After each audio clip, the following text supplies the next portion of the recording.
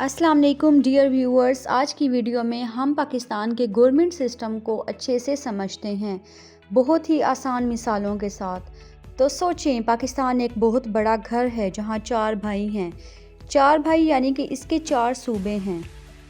इन्होंने मिलकर एक एग्रीमेंट लिखा है ताकि घर में लड़ाई ना हो। तो आइए देखते हैं कि वो एग्रीमेंट कौन सा है, यानी कि घर का बड़ा कौन होगा। दुनिया में 2 तरह के सिस्टम होते हैं, एक वो जहां सरदार बॉस होता है यानी कि प्रेसिडेंट बॉस होता है, और एक वो जहां वज़ीर आज़म यानी कि पीएम बॉस होता है। तो हम ये देखते हैं कि पाकिस्तान में बॉस कौन है। 1973 का आइन कहता है कि पाकिस्तान का बॉस पीएम होगा। तो आइए सबसे पहले नेशनल असम्बली को समझते हैं। इसे लोअर हाउस कहते हैं, लेकिन असल पावर इसी के पास होती है। इसमें लोग डायरेक्ट वोट से आते हैं। आप इलेक्शन के दिन जिस एमएनए को वोट देते हैं वो यहीं जाकर बैठता है। तो आइए देखते हैं कि इसमें सीट्स का क्या हिसाब होता है। यहाँ सीट्स आबादी यानी कि पॉपुलेशन पर हैं। फॉर एग्ज़ाम्पल, पंजाब की आबादी ज़्यादा है तो उसकी सीट्स भी ज़्यादा हैं। बलूचिस्तान की आबादी कम है तो उसकी सीट्स भी कम हैं। क्योंकि असल पावर इसी के पास होती है, इसलिए मुल्क का वज़ीर आज़म भी यहीं से चुना जाता है। और मुल्क का बजट यानी पैसा कहाँ खर्च होगा सिर्फ यहीं पेश होता है। ये आवाम की मर्ज़ी को रिप्रेजेंट करती है। जिस पार्टी के पास यहाँ ज़्यादा बंदे होंगे, हुकूमत उसकी होगी।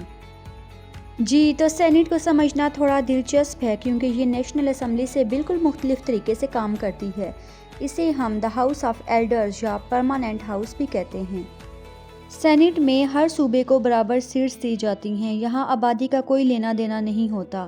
बलूचिस्तान की सीट्स और पंजाब की सीट्स बिल्कुल बराबर हैं। इससे छोटे सूबों को तहफ़्फ़ुज़ मिलता है। जी, तो अब ये देखते हैं कि सेनेटर्स कैसे चुने जाते हैं। ये सबसे अहम फ़र्क है। आप सेनेटर्स को डायरेक्ट वोट नहीं देते। आप चुनते हैं अपने सूबे के एमपीएज़ यानी कि प्रोविंशियल असम्बली मेंबर्स को। फिर वो एमपीएज़ अपने सूबे की तरफ से सेनेटर्स चुनते हैं। इसमें इनडायरेक्ट इलेक्शन होते हैं और इनडायरेक्ट वोट होते हैं। नेशनल असम्बली 5 साल बाद ख़त्म हो जाती है या पीएम उसे पहले भी तोड़ सकता है, लेकिन सेनेट कभी नहीं टूटती।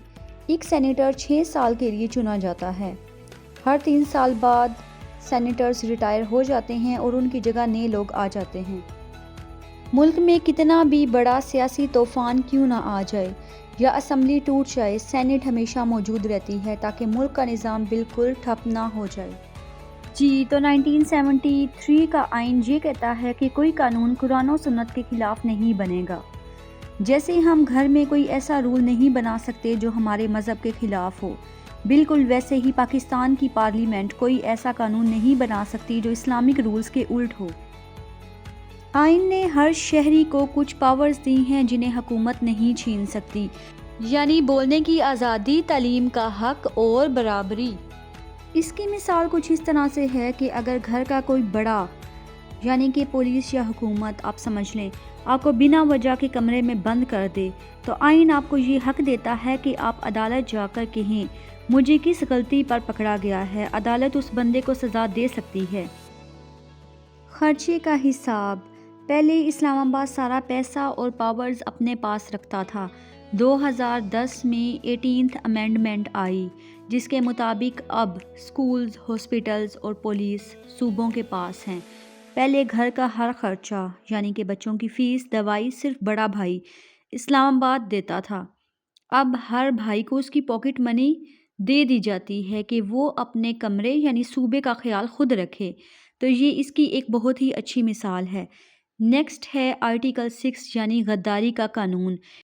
ये सबसे सख्त पॉइंट है। जो भी इस एग्रीमेंट को तोड़ने की कोशिश करेगा उस पर मार्शल लॉ लगेगा, उसकी सज़ा मौत है। फॉर एग्ज़ाम्पल, अगर घर का कोई बंदा कहे कि मैं एग्रीमेंट नहीं मानता, अब से मेरी चलेगी, तो उस पर सबसे बड़ा मुकदमा चलेगा। आइए अब एक छोटी सी कहानी से ये देखते हैं कि कानून कैसे बनता है। सबसे पहले हुकूमत को लगता है कि चोरी की सज़ा सख्त होनी चाहिए, यानी कि एक आइडिया जो है वो हुकूमत के माइंड में आता है। उसके बाद नेशनल असम्बली वर्क करती है।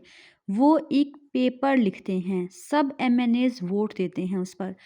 उसके बाद सेनेट का काम है, फिर वो पेपर सेनेट जाता है। अगर वहाँ भी पास हो जाए تو پھر سردار کا کام ہوتا ہے، سردار اس پر سائن کرتا ہے اور اس کے بعد لا بنتا ہے، یعنی کہ سائن ہوتے ہی وہ پورے ملک کا قانون بن جاتا ہے۔ تو یہ تھی کچھ بیسک انفو پاکستان کے گورنمنٹ سسٹم کے بارے میں۔ تو ڈیئر ویورز، اگر آپ کو میری ویڈیو پسند آئی ہے تو میرے چینل کو سبسکرائب اور ویڈیو کو لائک ضرور کیجیے۔ ملتے ہیں نیکسٹ ویڈیو میں۔